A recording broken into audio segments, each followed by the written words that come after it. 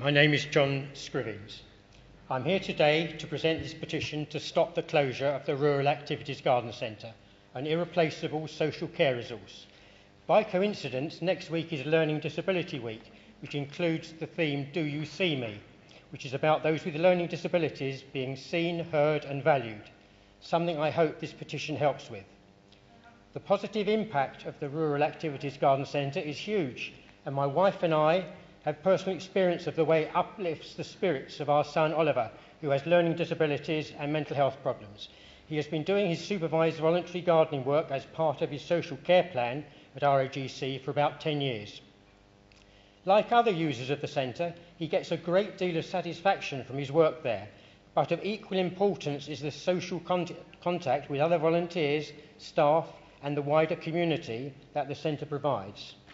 Some of the public volunteers at RAGC have been there for 30 years or more, and I've spoken to a volunteer recently who remembers building the aviaries and sheds at RAGC in the early days of the centre. There is a real community atmosphere at this centre. It's like a family, and of course it is the presence of all the gardeners, the volunteers and staff together in one place which creates this magical atmosphere. Furthermore, it's not just the people on social care plans that the Rural Activity Garden Centre supports. It also helps students at a number of schools such as Pilt Heath, Cllr Manor and Douay Martyrs, as well as providing employment pathway opportunities for colleges such as Uxbridge and Orchard Hill College. In addition, a GP at the closure meeting on 30th of May explained that patients that have been signposted to RAGC benefit by requiring less medical intervention. The benefits of RAGC are not confined to this borough, as its volunteers have worked with other organisations such as Great Ormond Street Hospital, where they help create roof gardens. And of course, RAGC has won a gold medal at the Royal Horticultural Society Garden Show. This can only have enhanced the reputation of the borough. There is a long history of support for RAGC from senior members of the council, regardless of their political party. Hillingdon's website rightly describes RAGC as a hidden gem. I've also seen a video and photos of you, Councillor Lavery, helping promote the work of the centre during your visits with mayors. Unlike most social care facilities, RAGC is also used by thousands of members of the public each year who come to buy their plants and have a chat. This is one reason why so many residents have such great affection for this centre and have passionately supported the petition, contributing to the signatures, which now number over 5,500. The Council's press release of 30th of May about the proposed closure explains that the Council wants to create, and I quote, a wider and more meaningful range of activities than they currently experience at the garden centre. Now, although gardening work and carpentry may not be very meaningful to the council, I can assure them that this amazing work done by volunteers over the past 40 years is meaningful to the volunteers, their families, the staff at the centre and the public who buy plants and other products resulting from their endeavours.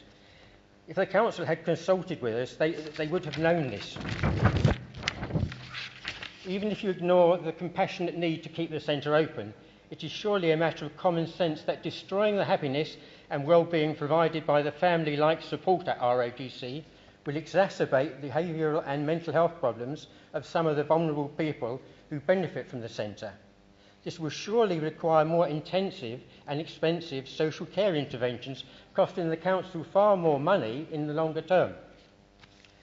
According to the council's own documentation, as stated in a 2019 planning application, the RAGC is an integral part of the delivery of adult learning courses under the terms of the Care Act of 2014.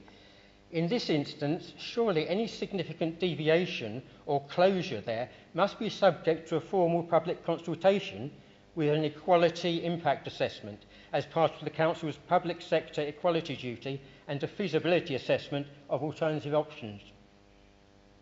The absence of consultation with those vulnerable adults and their families who would be impacted by the closure of RAGC is unforgivable, bearing in mind the impact the closure would have on them. So on behalf of petitioners, I will end by calling on the Council to withdraw the closure plan now and start a proper public consultation, including with all those who use the centres, their families and professional carers, before any further decisions are made. Even better, please withdraw the closure altogether.